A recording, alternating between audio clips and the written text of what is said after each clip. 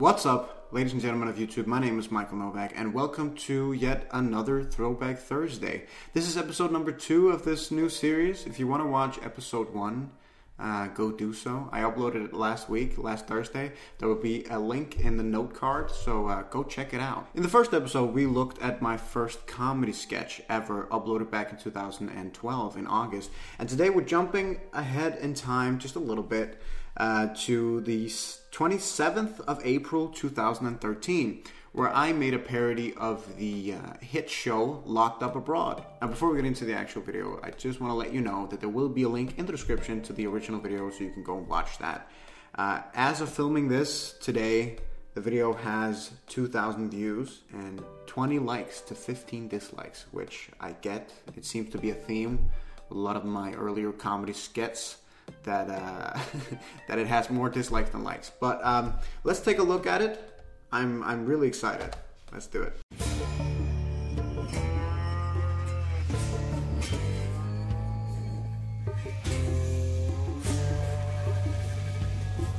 Alright, so I just had to pause here because the intro is new from the last time, isn't it? Now, the last video that we watched, my intro for that, I created myself in Windows Movie Maker.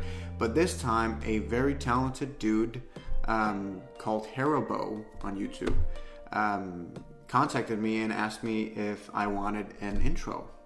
And I said sure, and then he made the intro that you just saw. So yeah, I mean, it's still one of my favorite intros to this day that I've ever had, and I've had quite a few. I used it for a lot of years, I remember. It's great work, Haribo.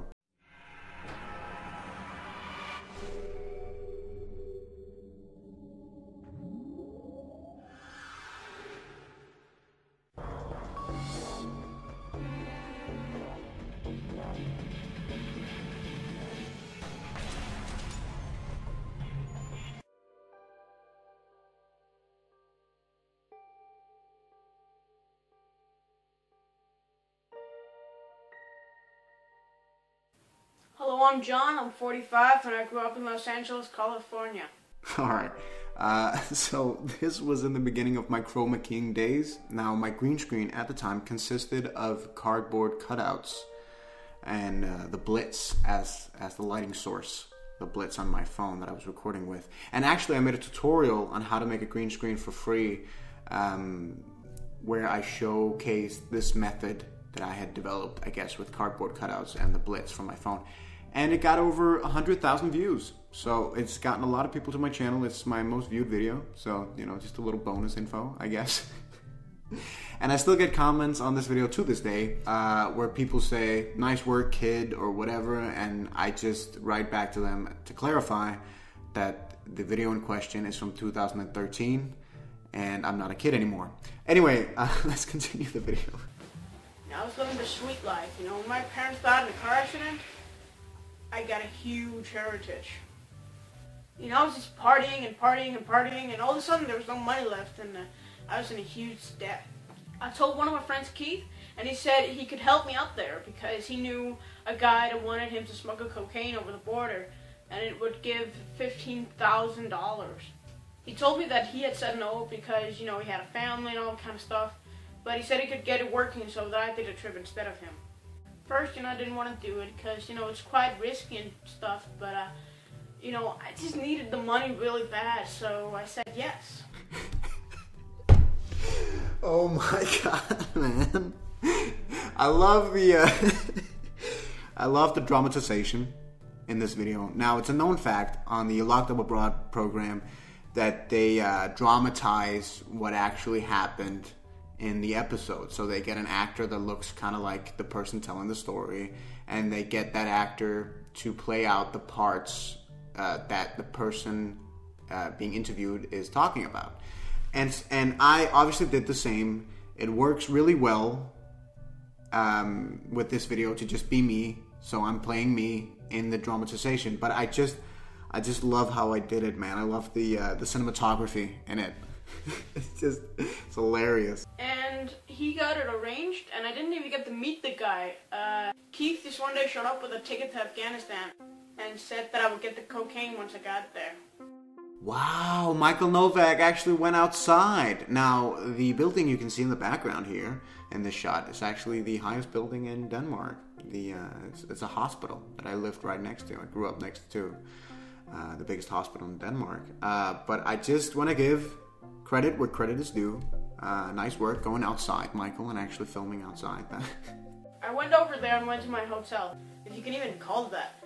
It was a shitty, crappy motel with graffiti all over the wall. Now this works super well. I remember thinking back in the day, when I made this video, that I was a genius because my room was all graffitied up, as you can see in the video. And that was to do with my brother. My brother used to have the room before me, and him and his friends got some spray cans, graffiti cans, and they just fucked up the walls. So I lived with those bizarre walls for like, I don't know, 6-7 years or something like that, until we repainted the room. But I thought it worked really well in this scenario because it's like in the original Locked Up Abroad episodes, you see them mimicking these shitty hotel rooms that the person being interviewed is always talking about. And I didn't have to mimic anything. I just had to, film my room and call it a shitty motel room. So I think it worked really well, actually. And this is actually, I think, the only real footage I have of my room back then. So this is kind of nostalgic, isn't it? I stayed in my hotel room for 3 days. And then it knocked on the door, and it was this guy, Adrian. And I found out it was him who arranged it all to happen.